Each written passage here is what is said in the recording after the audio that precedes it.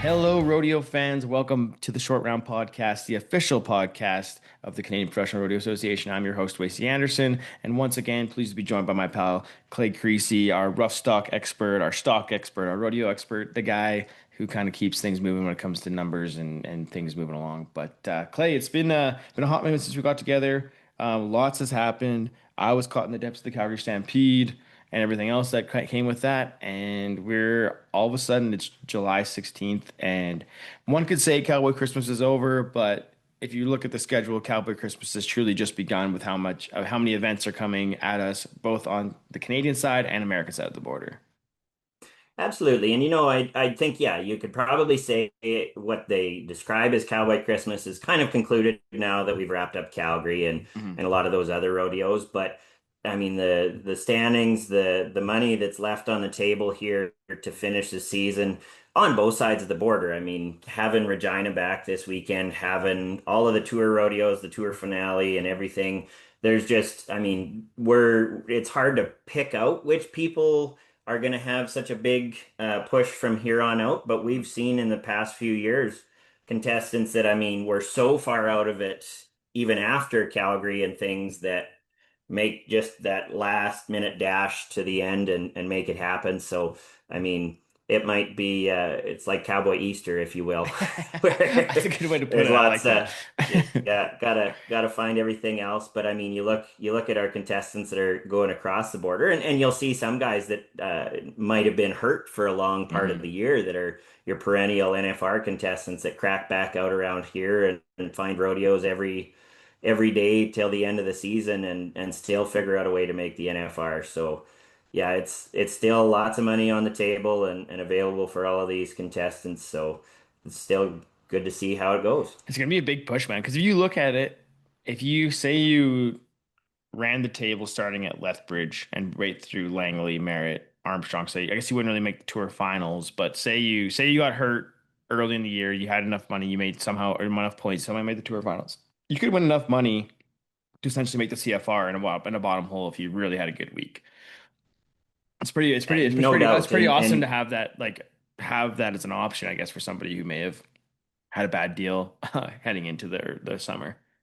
for sure. And I mean, some of those tour rodeos, they might have gotten some tour points Mhm. and not at the biggest dollar amount ones like a Ponoka or something like that, where yeah, you do have some banked up and then you finish it off and squeak your way in there and then and change it all up once you get into that finals because the way they've kind of reset that finals format, yeah, you get yourself in the doorway there, it can change pretty quick. So I know we've crunched those numbers, and you see those contestants that are right on the edge, or are holding that last spot, and then suddenly Armstrong, you get that person that comes from way out of left field that, yeah, finished just unbelievably, and especially in the rough stock events where, yeah, like you mentioned, that Langley gets thrown in there as well. We saw a Cole Ashbacker with that Mhm. Mhm. Mhm. was a prime example where, I mean, had to pretty much run the table and did so with Merritt and Langley to get into a finals. So, Oh yeah, nope, anything can happen. it's crazy. And even like on the barrel racing side too, like and the payouts are just so insane in the barrel racing. I can't get enough of it. You look at like Kirby Pantilla, she did the same sort of thing last year. She ran the table at the tour finals, and then I think she might have pulled a check in Merritt and Langley and snuck her way into the CFR. So there's a lot of you can make there's a lot of different avenues to the CFR. You can take the Scott Gunther route where you just win everything and go in with he's probably gonna have like I don't even know, like what, probably 60,000 won in the Canadian standings before he goes to CFR. Like that guy just like he does not stop winning, man. It's crazy. Yeah, no, it's again, he's winning in spite of his want and desire to just stay home and ranch. But yeah, when that just shows it says, well, if I'm gonna be away from home, I'm gonna make the best of it. Yeah, I may as well win. And speaking of like people doing well like Scott, I know we kind of I used my good friend Chat GPT to help me pull together a list of the top earners from I basically from I guess what would have been the first one, Bassano on that list that we have. Bassano all the way through now up to TP Creek with the unofficial results. But there's been some big money won over the last few weeks in Canadian Pro Rodeo. And starting with Scott, 30,000 bucks in what, 2.5 weeks. It's not a bad deal. Yeah, no, it's hard to argue with making that much money and not doing the whole planes, trains, and automobiles on both sides Hmm. of the border. Although he will be at the NFR Open, having qualified through the tour finale there last fall. So, And actually, he but won the second round with 3.2 seconds. So of pretty course he did. good. We'll get into more So NFL you're stuff a little saying later, but it's Vegas just is like, still a chance? God, man, like just the guy is a freak of nature. Yeah, but no, and as you've got shown there, you've got your Q Taylor. I mean, winning Ponoka, winning just as much as a guy can win Well, pretty because much and if you everywhere he factor likes to in what he go. won going into Ponoka, Q's won like what 50,000 in the last like in that month span, I guess. Even you could say it's just like he won a red deer and then just kept winning all the way through June into Ponoka and where he's at now. So I need to go back and for the next show we'll have to find that number. But he's won an insane amount of money. Oh, absolutely. And like he's currently our top Canadian in the world standings right now as well, right? Which, Hmm. by this time usually Zeke's made his usual migration to the top of the standings, but Q's still pushing ahead of him at this point. And again, we've talked in past shows about last year's CFR and NFR qualifications, just really showing Q what he has in him and confirming it. Not that he didn't know what he had or what he was capable of, but I mean he's just really taken that confidence and just run with it. Yeah, it's amazing to see what like a year can do for a guy. I mean, like we talked about it lots before. Like he went to the NFR last year, had a good year, had a solid showing at the NFR, and just seems like he's just ridden that wave. And even when I interviewed him early in the year, like just came out firing, had that thumb injury, came back and just picked up right where he left off. You can see in his riding the way that he's just riding at another level that is so damn impressive. And he's been freaking rocking and rolling, man. Been pretty cool to see. Yeah. Another kind of shout out to give for I guess that Cowboy Christmas round in Ponoka is Grady Young. I know we've talked about him a lot on the show. He's been having a hell of a season. Had some bad luck there in Calgary, but I mean that ride that he put on all gold Rolex in the four-man of Ponoka is got to be one of the best bull rides I've ever seen. Like what was he 90 and a half or 91 and a half? Like that's even like maybe a little bit light in my opinion.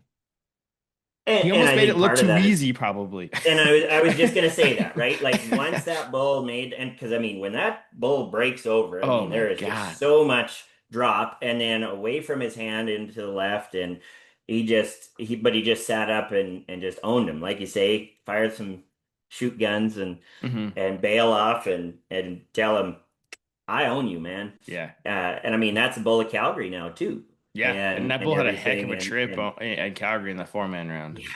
Oh yeah. And but yeah, no, Grady, that was another announcement that, you know what, I'm here. I know what I'm doing, and you know what? Mhm. I'm gonna be somebody that everybody's gonna have to watch out for on all sides of the border. Well, and that's just it. He's got himself into the top 20 in the world. Um, it sounds like he's going to be heading south with Jake and rolling with him and making a big push. So he's going to be if he keeps riding that way and can get back healthy again, he's going to be one to watch out for. Um, I think one other thing I wanted to touch on before we send it off to our interview this week, Clay, and we get into because we don't want to go too far into old news. It's been a long time since some of this stuff has happened, and if you need to find out anything more, if there's something that you wish that we talked about, a lot of it's already been written or posted on the Canadian Pro Rodeo website. But the 12 round or whatever it was, the barrel racing was probably one of the craziest moments in pro rodeo that I've seen when it comes to like weather being a factor. And I know you were there that day, but that run that Taylor Manning put down with pouring rain, hail, whatever you want to call it, was one of the most like remarkable feats by a rodeo athlete I think I've ever seen. No doubt. That's dealing with whatever comes Mhm. your way to an extreme factor. Yeah, I mean, yeah. yeah, it's like there was no excuses there from her. She just put it out of her mind. Her horse was able to put it out of her mind and Mhm. trust her, and they both were able to trust each other. And yeah, that whole situation was just unreal. The way that weather blew in, and yeah, you see different places that might take a pause, try everything. It's Ponoka. They just roll with it. Mhm. Mhm. You go on with it, and it doesn't matter if people are trapped in the rainstorm on the Ferris wheel. It's rodeos happening, and things are going to take place. And yeah, she made it through there, and kudos to her. I mean, she's another person that's just been having a phenomenal run Mhm. here, leading into Cowboy Christmas and through here. Another contender for working on her third Canadian title if she can get it done here. Yeah, it's crazy. If you haven't seen the video of her run, I think Hanging Horses posted it.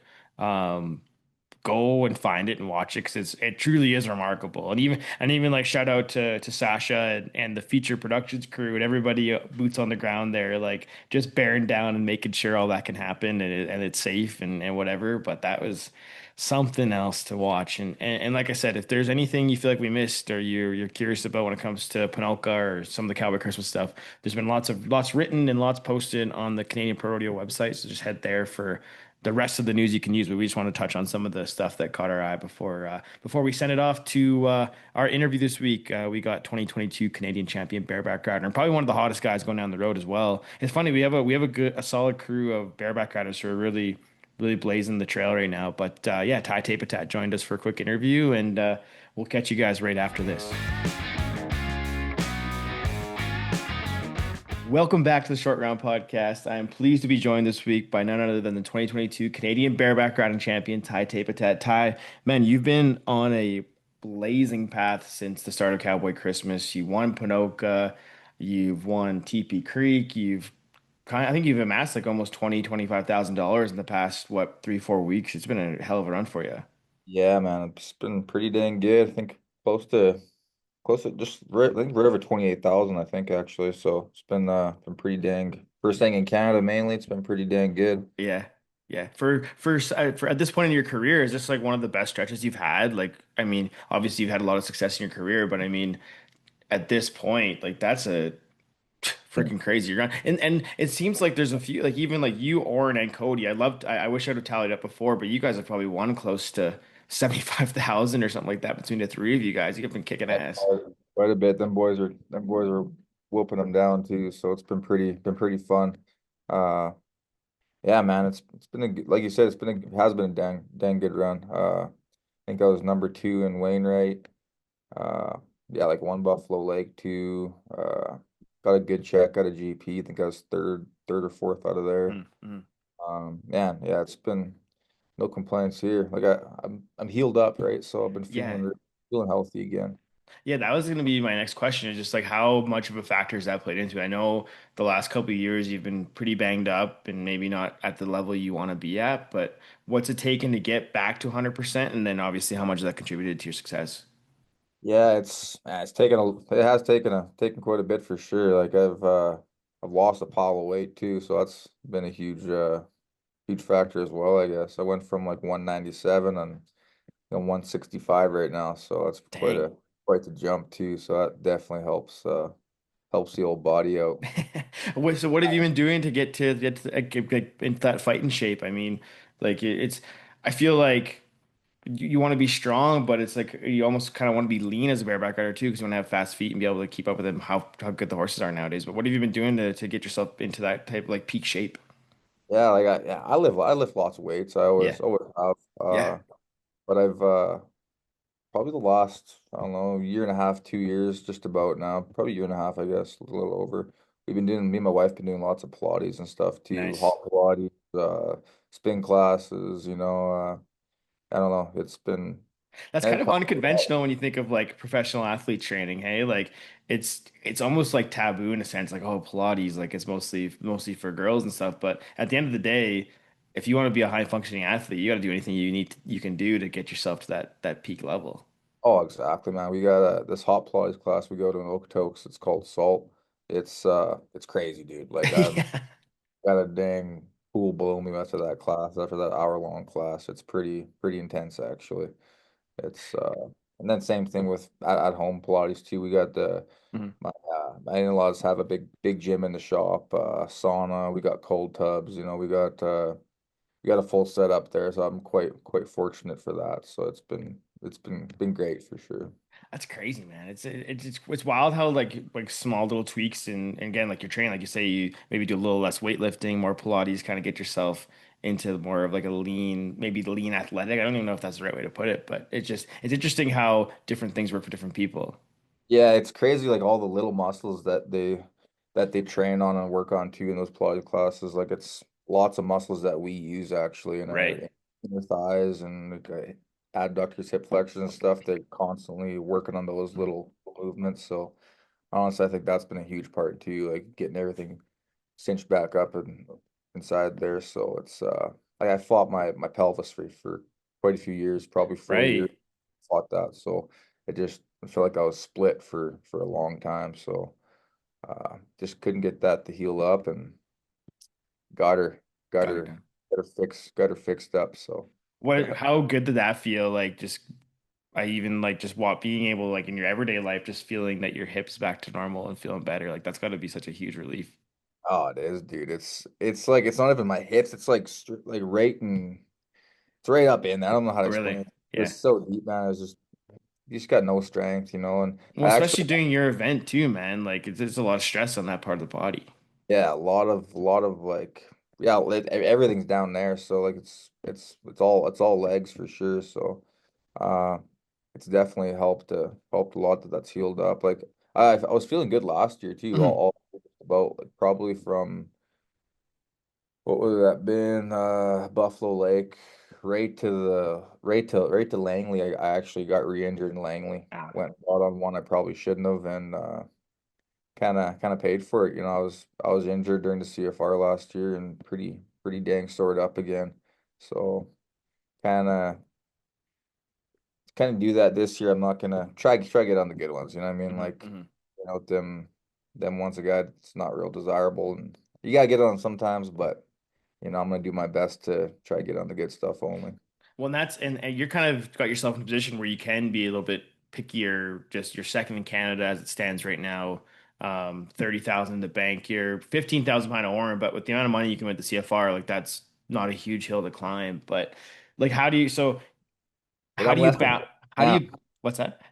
I'm less than 15 now. Oh, now, yeah, I guess, yeah, they haven't put Um, TP Creek in there. Yeah, sorry. Yeah, they haven't had to update the standings. That's my bad. Maybe they have. Anyways, but bro. anyways, like, how do you manage that heading into the back half of the season? I know there's lots of big rodeos coming up and big events, but do you just kind of enter where you know the good ones are going to be, or what's kind of the strategy as you head into another CFR? Yeah, we got like my traveling partners, yeah, Ethan Mazarenko and Chet Mhm. D, traveling with some younger guys. So especially Ethan, he's real young. He's only what 22, 23. Yeah. So maybe he's keeping an old boy a little bit younger too. Uh, he's a great dude and he's on a great path as well. So Mhm. he's happy about Ethan too. He's and Chet of course, but Ethan's doing very well. He's made some life changes and it's showing. So I'm yeah, it's good being in a good rig and a good crew going down the road for sure. Um yeah, I don't know, bro. What was it like in the four man and Ponoka with those guys? Like it's got to be fun having Ethan and I guess like Cody and Oren in there too, or I can't remember if Oren was in there. Anyways, Yeah, yeah. So what was it like having the four of you and again like a younger guy like Ethan kind of competing against three older dogs in the group? yeah, no, like man, Ethan brought it just as much as anybody, all three of us, or all four of us, I guess. It was definitely a riding contest that day. So we had some of the best horses in the world. Uh, it was man, it was good. It was a pretty cool four-man being all Canadians. Yeah. It was sweet. That those Where, happen so where often. does that win rank in your career? You've won pretty much everything there is to win on the Canadian side of things, and but yeah, where does that stack up with everything else in your trophy case? Man, that's like dang near dang near right up with the Canadian title, just Yeah. about. I mean, not quite, but like that's Mhm, a mhm. that's a pretty it's a pretty big rodeo to win in anybody's career. So. That's definitely one a guy wants in the buckle case and in your resume, I guess, Mhm. whatever. So I don't know, that's definitely one I'm extremely happy about and extremely honored to be able to. Does your like hot streak over the past like little while? Because right now you're currently 29th in the world standings, so you got a fighting chance at cracking the like. You're really not that far out of the top 15, and I think you'll add a bit more money there too with what you won at a TP. But are you gonna make a push trying to get in that top 15, or what's that look like the rest of Yeah, man, that's definitely a goal of mine for dang, well, my main goal for sure. Um, yeah, we're up in Morris on the 17th, Regina Okay, 18th, Cheyenne. We're at everywhere. Spanish Fork, Salt Lake, Helen, nice. uh, everywhere. Great Falls, Sydney. So we're entered up. We're definitely making a run. Easy and I and Chet we're entered up. So Nice. we're ready That'd be for fun, it. man. How long has it been since you really pushed down there? I know you've done it in years past, and obviously a little bit harder when you're injured the last couple of years, but it's probably been a few years since you really went after it, eh? Yeah, it has, man. I've gone to a couple here and there out through the last few years, not many, just here and there. But yeah, I don't know, it's probably been 6 years, probably, I bet, like Hmm. about 5 or 6 that I've actually gone down there and rodeoed. So I've this will definitely be the most rodeos I've gone to, I think, and dang near ever. So What it's are there some on that list that you haven't been to yet that you're stoked to hit up? um hmm. I don't know, been to All of them, dang near eh? all of them, yeah, over the since when I was younger. I've been going for a long Yeah, time. that's where I was going to transition to next. You've been doing this for a long time, man. Like I remember back in the CCA days, you were 16, 17 years old from living in a small town, Eastern Saskatchewan, and look at it now. You've put together a hell of a career, man. Like, do you ever like sit back and reflect on that? Been a while, yeah. I just can't believe I'm an old boy now, you know. It's good. We never think it's gonna happen until it actually happens, eh? Yeah, it's crazy, man. Like you said, frick, we rode steers together and everything, me and you. So we go back a long ways Yeah. ourselves. It's crazy, man, for sure. It's been a heck of a ride for sure, from roadie from CCA to the CPRA to PRCA. So Mhm. it's been awesome. Was it always bareback riding for you? Was that always like going to be the move, or what kind of led you down that path? Well, my dad rode bucking horses Oh, too. okay. I always ever known your dad as a tie down roper, so I never really knew the background there. Yeah, he rode bucking horses. He got me started, and that's kind of like dad did it, so I kind of wanted to Mhm. kind of follow his footsteps too and take over that role as well. So yeah, he had me at a young age on a spur board. He made me ride that after I was done riding steers. Maybe ride that for probably a year straight before he actually let me get on an actual bucking horse. Mhm. So uh, yeah, he never let me ride novice bareback or nothing. Or he said if you're gonna do it, you might as well get on stuff that bucks good, and that's you're gonna learn off instead of getting on colts where they're running Mhm. off, Mhm. smashing into fences and whatnot. So yeah, that's kind of how I learned and got on the good stuff right off the bat. And uh, yeah, it's kind of funny. Like my first year turning pro in 2011, nobody knew who I was because I No.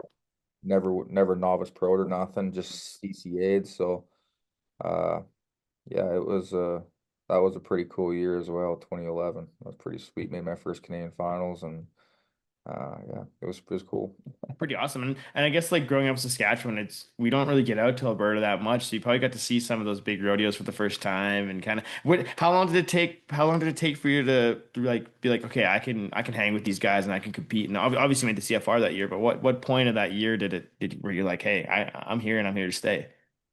Yeah, like it was honestly, it was crazy. It was kind of right off the bat. Had my card and my permits and all that stuff filled the first weekend that I went. Wow. And so I think it was like Falkland Sick. weekend stuff. So I was yeah, it was pretty crazy, dude. Like I was definitely pretty dang lucky it worked out the way it did right off the hop there. So it was pretty cool. I traveled that year with actually Chad Randall. Mhm. We had a lady that did all our entering for us that year. Sick. I was a first year and only year that ever happened, and I made the CFR my first year going. That's I have a lot to thank like Odell Flett, her name is. She's the one that did all our entering that year for us. Took care of everything. All our everything. Like, it was crazy, man. Like, it was pretty dang neat, like had a planner for us where we're going, where we got to be, and it was quite special for sure. That probably takes some of the pressure off as a rookie. You'd be trying to navigate where you have to be, where if you got to pay fees here and there, and especially in a new place you really haven't been spent a whole lot of time in, like Yeah. in the CPRA, like that probably helped out so much. Oh yeah, man. It was yeah, like I wasn't real good at that kind of stuff, and honestly I'm still not real good at that kind of stuff. So it's yeah, I honestly would have never made it without Oh her man, doing all the things, man. Honestly, like yeah, I'm not sure what would have that's happened. awesome. Well, and even your family too, man. Like talk about them a little bit. Like I saw you guys all at Calgary. They're there supporting you. Talk a bit about how much they mean to you and the success you've had in your career, man. You guys are really close and you can see it. Yeah, like man, I got a pretty decent sized rodeo family, really, like we when we were CCA rodeoing together and stuff, they all rope calves and stuff, like my Uncle Daryl, my Uncle Sam, my dad Curtis, uh Dale Vero, who else? Who else? There's lots of guys. Charlie Berry, we were Yeah. we were all in the rig all the time Mhm. rodeoing. It was kind of cool. Like, I didn't have to do any entering up until 2011 when I first turned pro, because I Yeah. didn't have to. Like, they entered everything for me with them, so it was kind of nice. They got the perfs mainly all the time and stuff, so it was pretty sweet. I was yeah, I got yeah, my grandpa, my mushroom Louis Taypotat, he's the one that got everybody started in Mhm. rodeo. He roped calves very well. Uh yeah, and we got a lot of thank to him. My auntie Sonia Dodging Horse, uh Brent Dodging Horse, they're a huge rodeo family as well, right? I got a cousin Kata, she goes to college down south too. She's on a rodeo team, barrel racer. Yeah, man, like I got a dang good rodeo family and lots of support. My uncle Winston Bear, man, Oh man. he's been a huge supporter of me as well too. So I got a lot of people to thank. Iconic William announcer Valley, voice, old I got Winston. tons of people to thank over the years. Oh Yeah, yeah. Winston's awesome. Winston's Yeah. awesome. Well, and talk a bit about like representing the First Nations community. I know like there's not a lot of like First Nations people in professional rodeo. You're kind of a small group, but you guys are you're proud and you guys represent well and you're like stiff competitors. But what does it mean to you to be one of those representatives and kind of even a role model for other kids in your community? Yeah, man, it's not it's definitely a special feeling for sure, being a role model for First Nations youth. It's I guess it's something for the kids and even like teenagers and young adults, I guess, Hmm. to look up to, I guess, and strive and push forward to be something, I guess, and then do well at something. So it's yeah, I'm just happy I can kind of give back a little bit to the community and stuff. And yeah, help out youth. I got kids coming over all the time, setting up riggings for them and whatnot, and gloves helping them with, and binds, and Hmm. I don't know. I think during Calgary, I went and helped a young kid get on in High River after my second horse there. Come back to High River and help him get on, and yeah, it was good. So yeah, just trying to give back a little bit here and there, and uh, I guess kind of teach little bit what I've learned over the years and pass it along, and hopefully have other some up and coming bareback riders here in Canada. Yeah, we need more. That's kind of another topic I wanted to talk to you about. It's kind of of all the events we got, it's like sort of the leanest one when it comes to amount of competitors. But I'd say we got some good quality guys. Like you're talking about Ethan and Chet. Even look at Quade Schonsberg coming up in the novice. Man, that kid's a dog. He's got some huge skills and Yeah, that gonna be kid's great. that kid's He's gonna be impressive, man. awesome. Sure. He's gonna be really good. Yeah, Yeah, he's but good. what do you think is going to take to get more guys and maybe interested or wanting to take part in bareback riding or like even just start and stick around? I know it's hard, like it's a hard event to learn. It's hard on your body, and I think when you touched on it when you were learning of like maybe skipping like some of the novice stuff and like kind of even what Rocker did when he came up. His parents they just bucked horses for him at home until he was ready to go pro because they knew he was going to get on buckers that way. But you've seen it hundreds of times that, and I think even like at the amateur level and in the novice, they're doing a better job of bringing quality stock now. I think they realize that they don't want to kill kids off, and I think that's the Yeah. hardest part. But what do you think we can do to kind of foster or kind of encourage more kids to be bareback riders and take it further than just novice or amateur? Um, that's a good question actually. Yep. That's I don't know, like there's like lots has changed over the years, even Hmm. since when I first started, right? Like people are a lot are taking this a lot more seriously now, you know what I Hmm. mean? As a sport and stuff. Like people are working a lot harder and maybe drinking a lot less in some days. Yeah, it's true. So, too. Yeah. Like there's and you gotta take it seriously now. Like everyone's there's a lot of bad cats out there Hmm. now. Hmm. Gotta you want to perform at the top of your level, you gotta be working out. You gotta be working out every day, every second day. You know, you gotta be uh uh you gotta be getting after it every day, you know, whether it's riding your spur board or in the gym working out or doing some Pilates, you know, it's you gotta be doing it.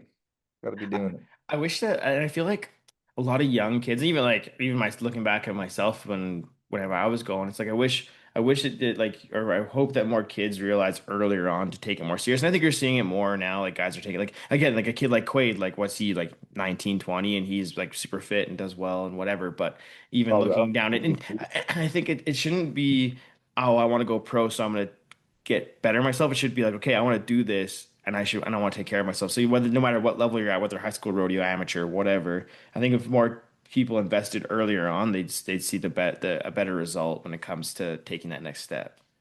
Yeah, and I think Quay's like 17 maybe. He's Yeah, like he's young, right? Yeah, yeah. but like no, you're yeah, you're right, man. Like you gotta I don't know.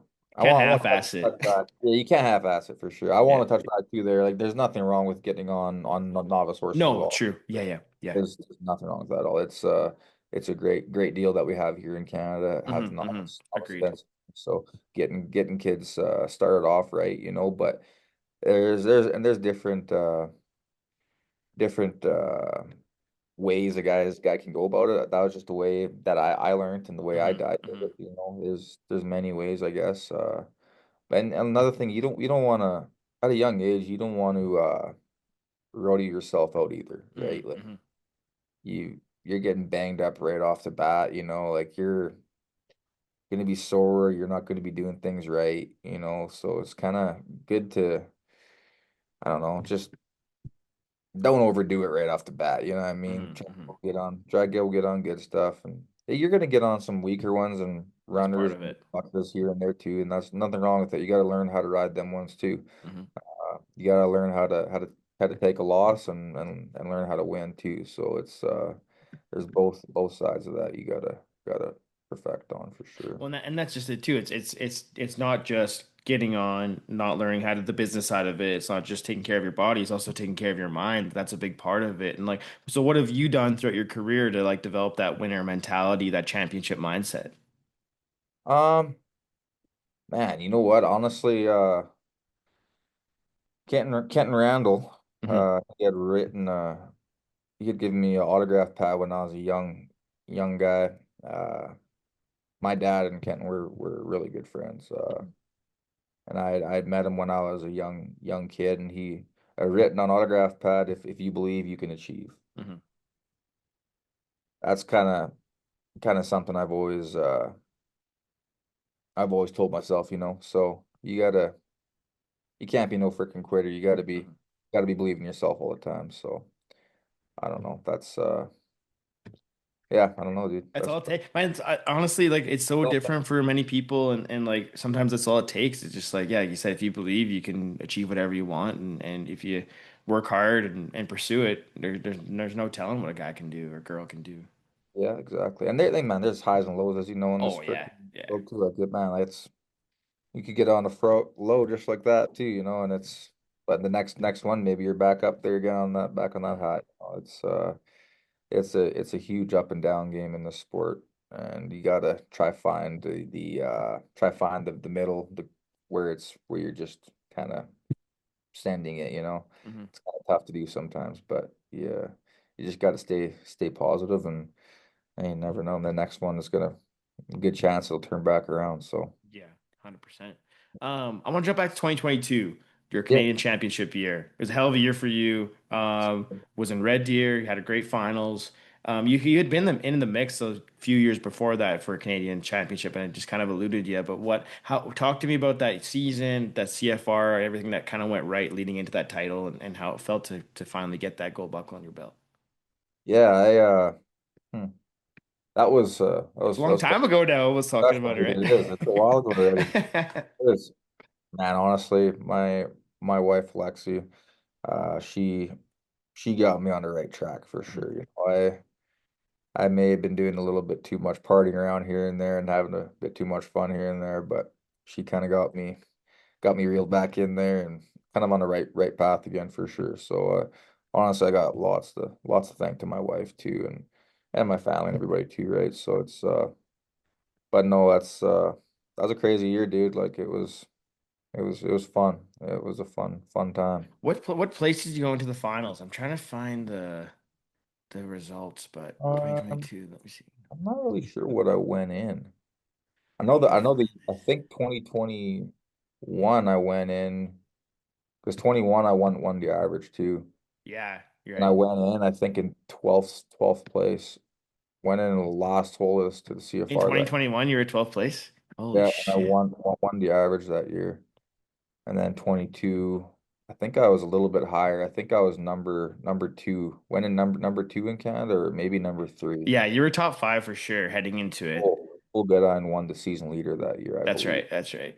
And then Yeah. you, and then you would have, yeah, I'm trying to find it here. Don't But have 2022. Anyway, either way. Was a hell of, do you remember how the finals went? Like what, because you won the average in that year too, right? So you would have, yeah. how many rounds did you win? Oh, I think I won 3 or 4 Yeah, rounds. I remember. I remember because I was there. I remember off top. I wish I should have looked at this beforehand. But anyways, it was Yeah, really cool, man. It was fun to watch. You were motoring on a freaking roll, and then paid off at the end. Like such a cool feeling, I'm sure.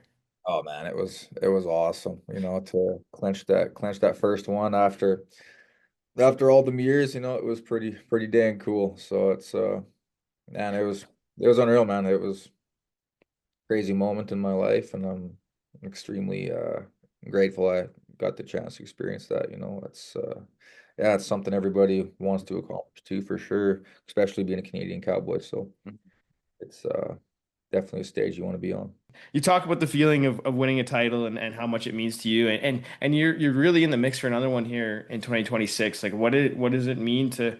Are you like how motivated are you to get that second one and become like one of the few guys who are two-time Canadian champions? Yeah, I'm extremely motivated. I'm healthy. I feel great. Yeah, a guy can stay healthy. Man, anything's possible. We'll see what happens here, but just gotta try to catch up Warren here. They're trying to let him run away with it here, but I'm Yeah. gonna do everything I can to stop that. So we'll see what happens. It's gonna be fun to watch you two old boys battle it out. Hey, because you guys are the same age, right? Yeah, actually, I think Warren's older than me. Oh my God. Yeah, he's the That old old ass man. dog. Yeah, he's the old dog. I love Warren. Oh But man, it's and fun. just like too, like we rode together too when we were Yeah, 100%. we all see Skid Row together. So it was man, like it was everybody, me, you, freaking Burns, Yeah, everybody. If you look through like even like Jared Parsons, what he's done over the years, like if you look through the top whatever of each event, like there's a lot of like CCA like produce like talent. Like how I guess Oh, like yeah, Cole Ashbacker, like even the hay even Tyler like Geiger, I think the Hay Boys rode novice too in CCA. awesome. A lot of the ropers too. Like to see the McLeod boys. Like Team McLeod's like 12th in the world in team Yeah, roping. Like it's yeah. pretty cool, man. Like what? How proud does it make you to be from Saskatchewan and have the CCA kind of like as kind of like a feeder system to pro rodeo at this point? Yeah, it's yeah, I mean CCA is a great stepping stone Hmm.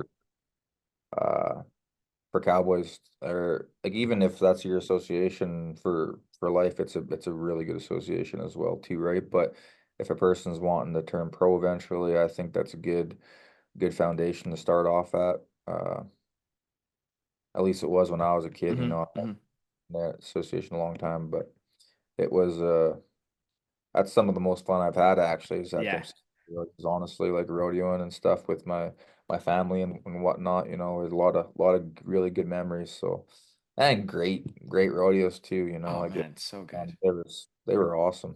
Too, I wish some of those rodeos were professional rodeos There's instead. definitely like probably like 10 CCA MRCA rodeos that could like if they had the backing could go pro, but they even like even at the CCA level they were pro quality rodeos. Like Yeah, oh, not to take absolutely. away from some of the smaller ones, but like legit like some of those bigger ones were awesome rodeos. Oh, they were, man. They were great. No, I was, yeah, it was a dang fun time. Dang All fun. right.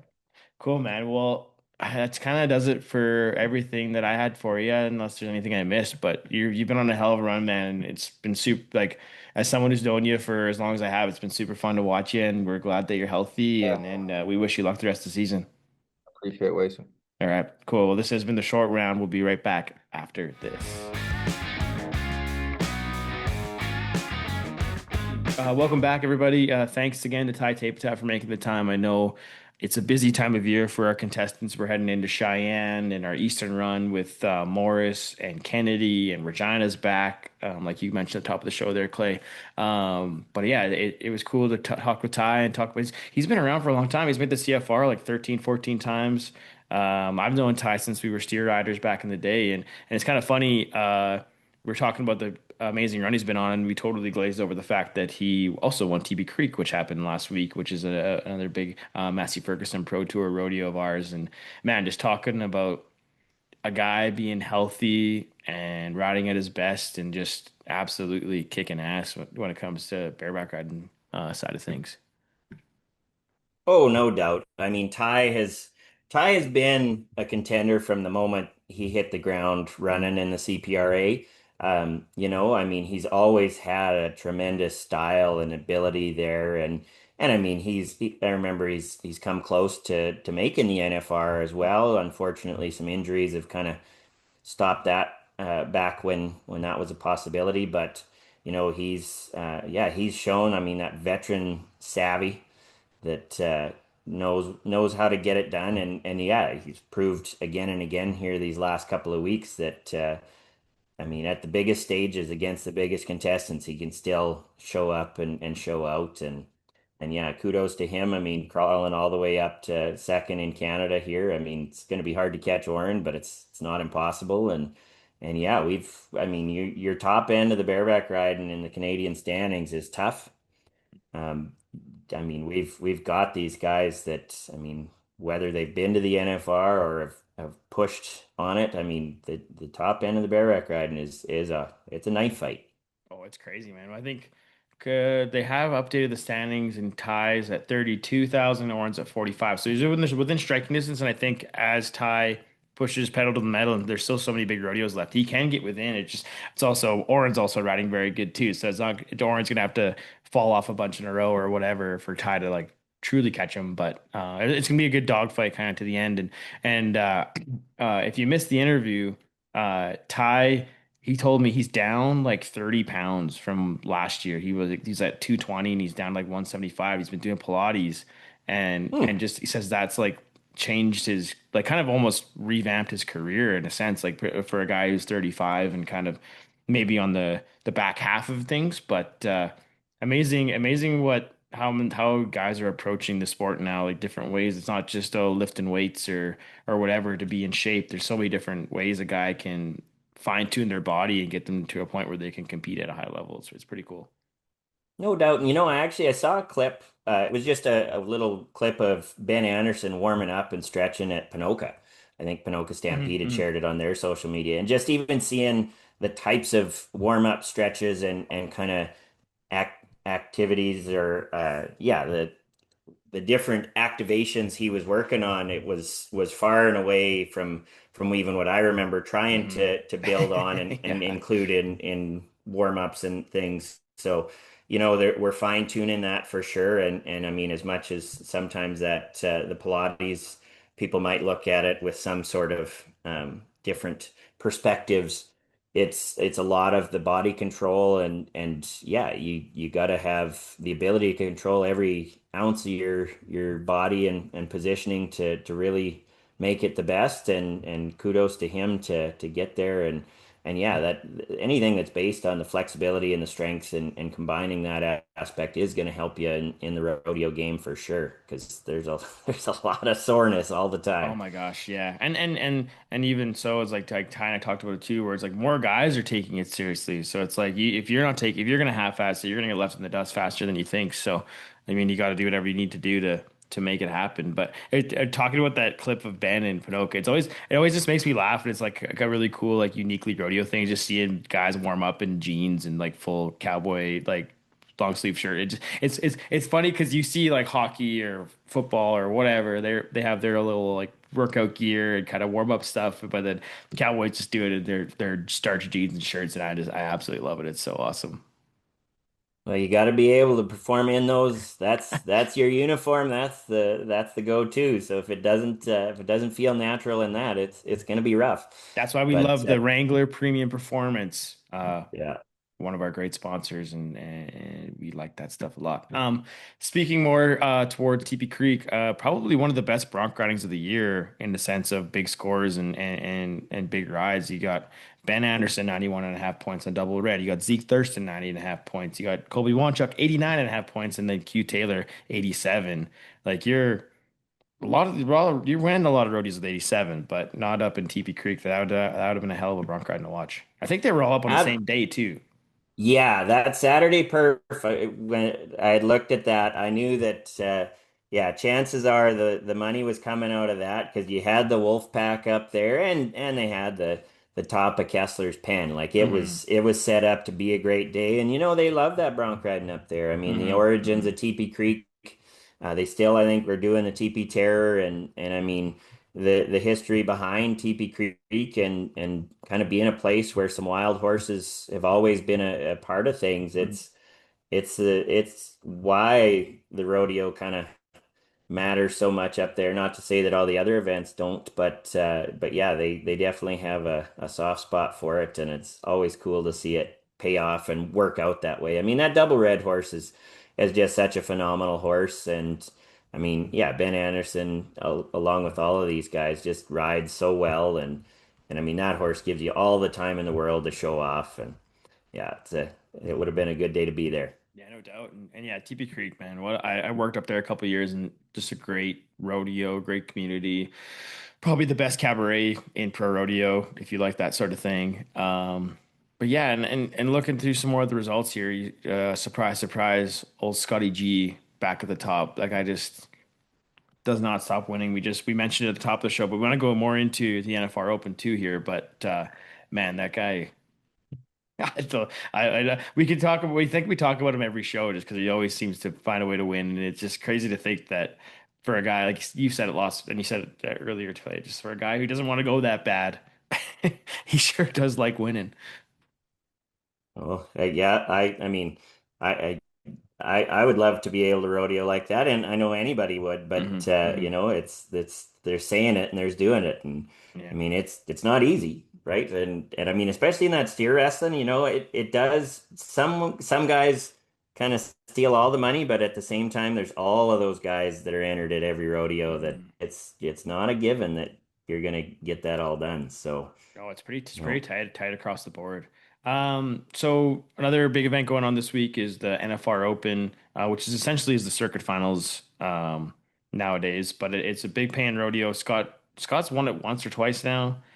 which has like been part of him Yeah, making the won it NFR two the last. years ago. That kind of Yeah, sparked his qualification for the NFR that year instead of yeah. Calgary being the thing. But Yeah, and he's back at it again. He won the second round yesterday with a just looking at it, a 3.2 second run. So that's fast as heck, actually. Wow.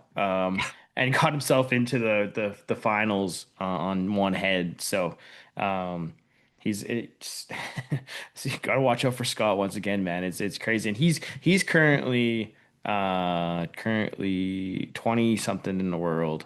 23rd, 17th, never mind. He's 17th in the world. But I looked yesterday, he was 23rd, but now he's 17th. So, I mean, oh my gonna be a goodness. surprise to absolutely nobody to see Scott back in Vegas for one final run here in December. I I hadn't even looked at that. That is crazy. Insane, Yeah. insane. So, So and I mean, no, and it's yeah, and like he's gonna be a threat to win at the NFR Open. You got to know, like even for a guy like Scotty who's like China, maybe this is his farewell tour. He's gonna be pushing for it. So it's gonna be fun to see what he can do, man. Like that guy is just something else. So, cruising through a few more of the world standings while we're at it. I guess one last thing on the NFR Open, you can catch it. It's on the Cowboy channel, and there's the group two or round two starts tonight with the second pool, I guess, with the second set of our Canadian Maple Leaf Circuit representatives. So if you're looking to get some rodeo in your life, check out the NFR Open tonight over there in Colorado. But okay, looking at the world standings in the bareback riding, we got Oren Larson at 15. Oren Larson having a great year. Would love to see him get back for his 10th. I think it would be NFR. You got Cody Lamb at 27. Ethan Mazarenko at 29, and Ty is in 30th. So, I mean, probably like the best set of Canadian bareback riders we've had in a while in the world standings, I would have to say. There are guys riding at their best, I guess. I shouldn't say best, but you know what I mean. But pretty cool to see. yeah, absolutely. It's good to see. I mean, you got those traveling groups that are working together, and again, you got Oren and Cody. Yeah, they're feeding off of each other, and Mhm. Ethan to see him kind of breaking through there is great, and yeah, again, Ty. I mean, that's being on the outside of it a little bit, but not really pursuing that full time. I mean, Mhm. great to see. Yeah. Yeah, and then those guys are gonna go. Ty mentions it in the interview, and even Ty was talking about how proud he is of Ethan. I know Ethan made some changes in his life earlier this year, and that's made a big difference in it. And he's one of the more talent, like one of the most talented young guys we got going right now. So good to see him taking that next step and really investing in himself and in his career. And it's definitely going to pay off for him here in the future, I'm sure. Okay, probably let's talk saddle bronc riding. Probably the toughest event in pro rodeo, in my opinion, which is how like we're very saddle bronc biased on this podcast, and as Clay being a former saddle bronc rider, and me a guy who works a lot of saddle bronc riding events and has got to be pretty close with some of these guys. But anyways, it's tough. But we got Q Taylor at number 9, Zeke Thurston at number 11, Colby at 15, that's Wanchuk, 16. We got Ben Anderson, and then also Logan Hay at 23, Tyrell Roberts at 20, or Logan at 22, Tyrell at 23, Cole Ashbacker 27, Leighton Green at 31, Dawson Hay at 34. So I mean, there is a ton. Kyle Wanchuk at 42. Don't forget about Kyle. Lucas Mox at 44. JK and Case Thompson at 47. Okay, that's it. I swear. But man, a whole slew of Canadians. Um, some are a little bit further outside the picture than others, but definitely not out of the mix with the amount of money that you can win in this back half of the season. Well, especially, yeah, like you talk about those bronc riding only events, that Hmm. Extreme Broncs series in the states there. I mean, that finals itself pays just an exorbitant amount of money, Hmm. and so yeah, as long as you find your way into that deal and any of those tour finals and things, which those guys are all trying to get their qualifications in for that, yeah, we've talked. I mean, the bronc riding from a Canadian perspective down south has been our strongest event for quite a long time here, and yeah, those guys are just, I mean, feeding off of each other and working together to try and break through.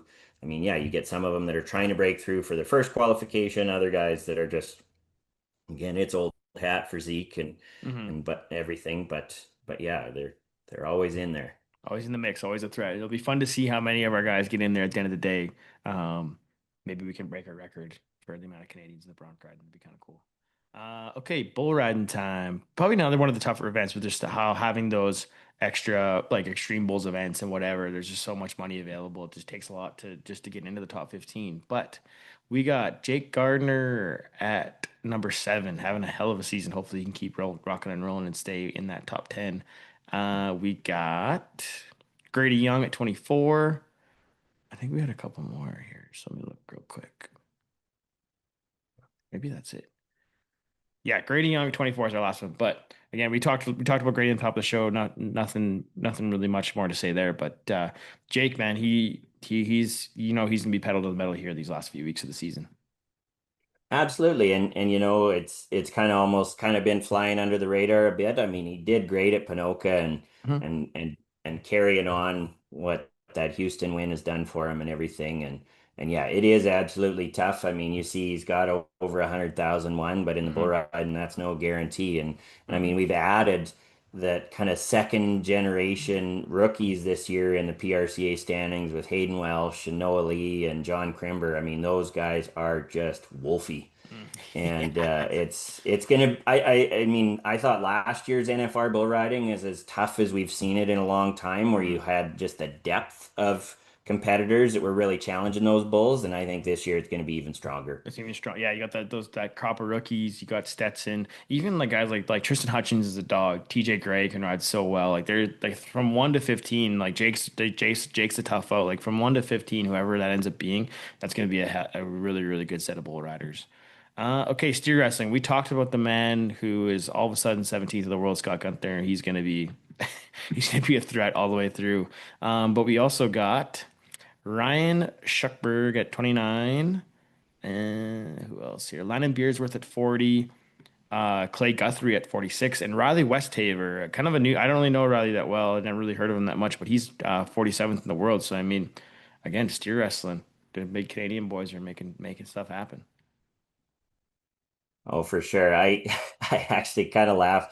I After reaching out to Chance Butterfield, I've gotten incorrectly texted as the wrong Clay because of Clay Guthrie 2 times here now.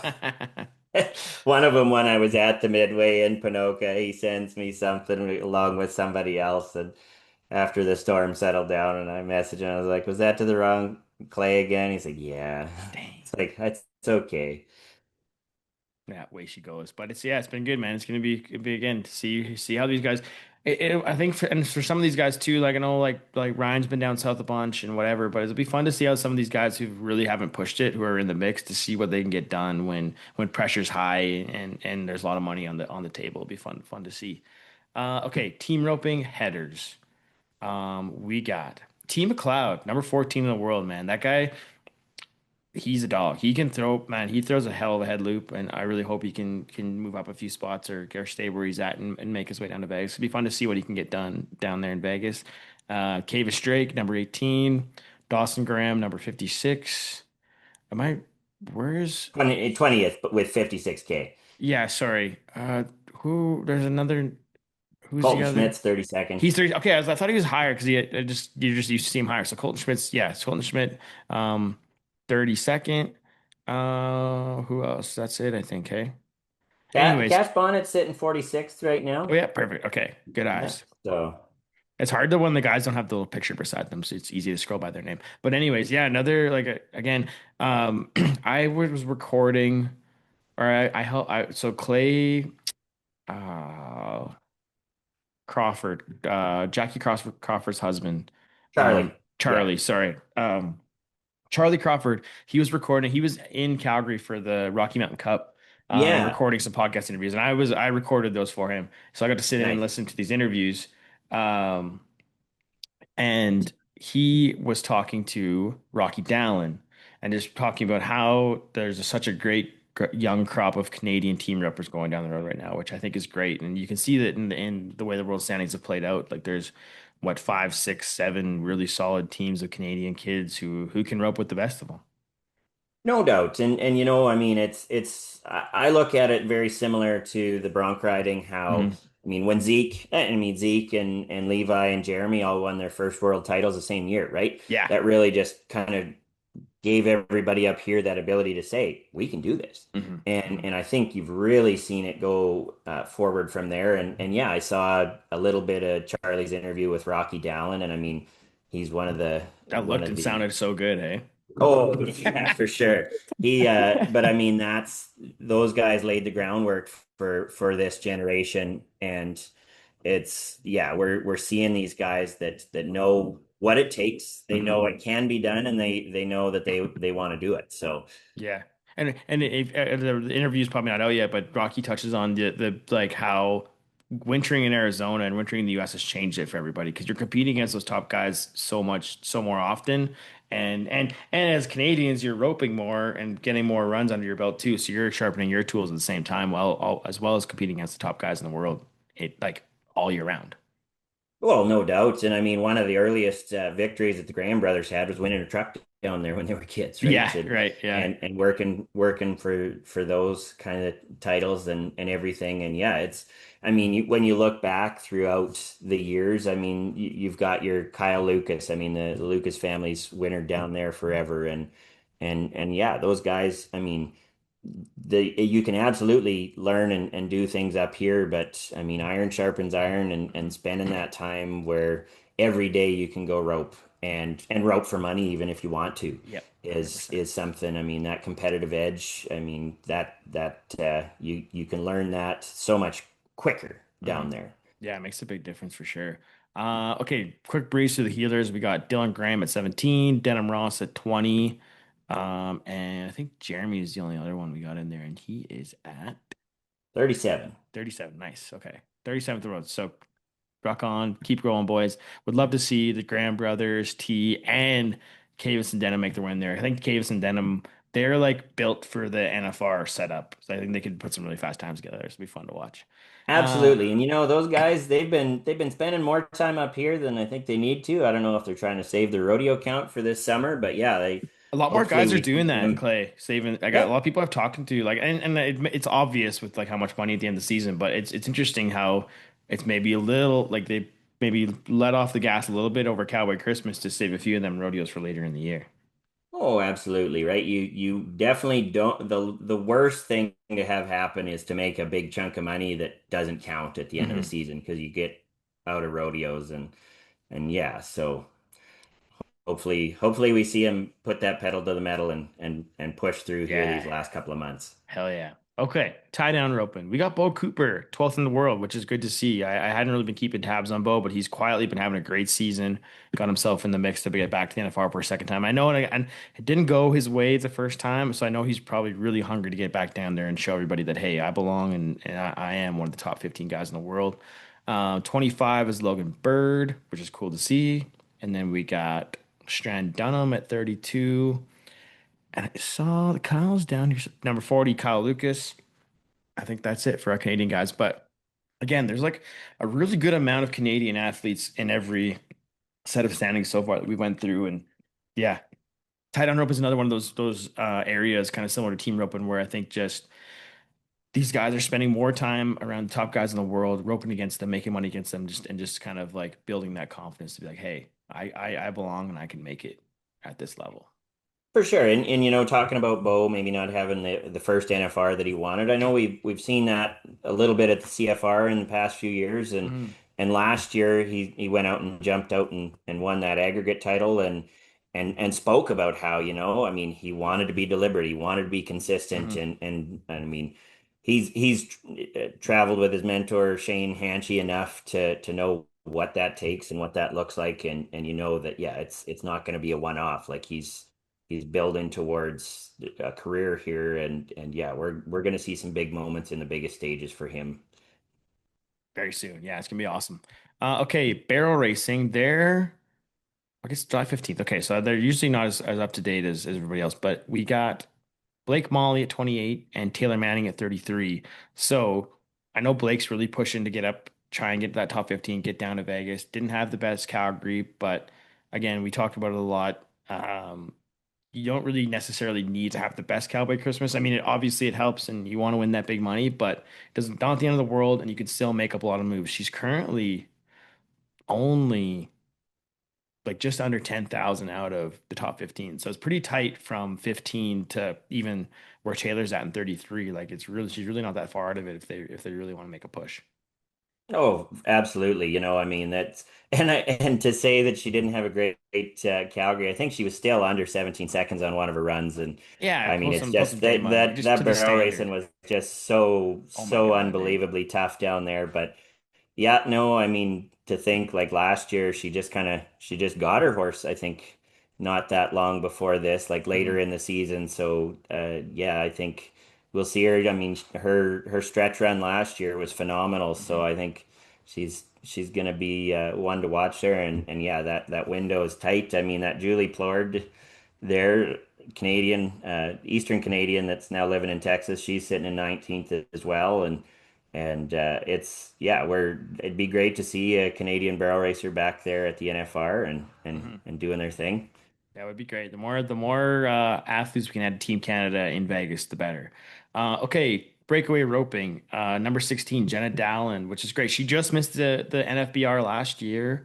And kind of similar. I think she's just hungry to get down there. She ropes at such a high level. I love her horse. I never like really paid much attention, but that horse she was riding in Calgary, that red roan sucker, that is a cool horse.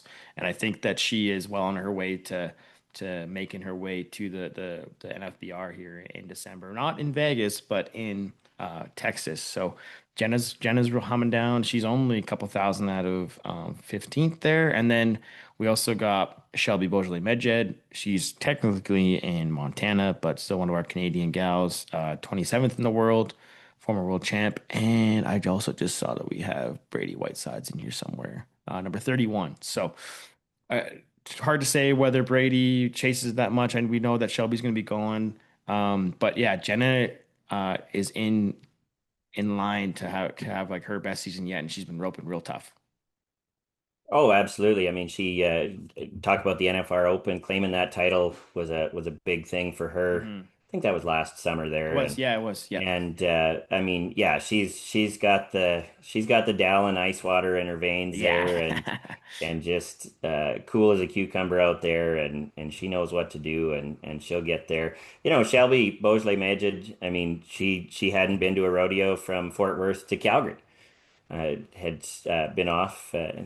Her and Haven had their first kid there, and Man, and yeah, and she so was roping so good at Calgary 2 months after having a kid. That's crazy. yep. So I mean, the thing is she's been to the top of the mountain. She knows how it Hmm. works, and when you talk about somebody who's taken time off, and just still uses the last few months of the season, I do not put it past her to climb over a Oh, bunch of those people ahead of her to get back to the NFBR there. yeah, it's something else for sure. Cool, man. Well, that kind of gives us our speed run through the world standings. We've talked about Cowboy Christmas and what's to come on the Canadian side of things. It's gonna be a mad dash, man. And there's just a ton of Massey Ferguson Pro Tour rodeos left to go. Lots of money to be won, and I'm sure we'll have some lots more to talk about next time we get together.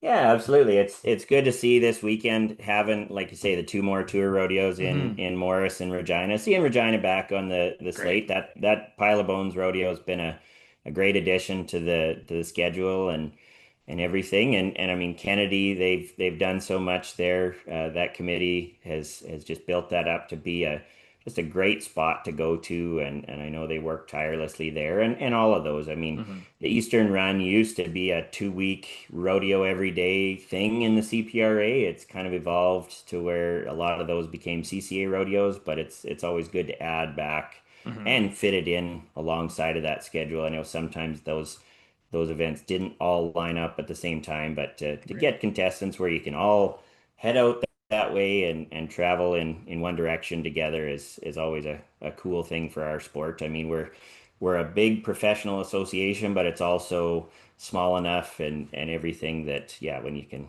put people in the same area, that's it's always a win. Yeah, it's great, man. And like we always say, if you want to stay up to date with in progress results and news releases and kind of everything that's happening on the road over the next week or so, check out the Canadian Pro Rodeo website, and keep it tuned to the keep it tuned to the social media as well. Um, we got stuff kind of there to keep you updated. But I think that's going to do it, Clay. It's a heck of a show, lots of information for people. So hopefully they don't get too tired of hearing our voices. They can always shut it off if they need to. Yeah, exactly. Or just fast forward if you need to. But anyways, yeah, listen on 2 times speed. There you go. But yeah, okay, that's going to do it for episode 51 of the short round. We'll catch you all very soon for episode 52. Thanks for listening.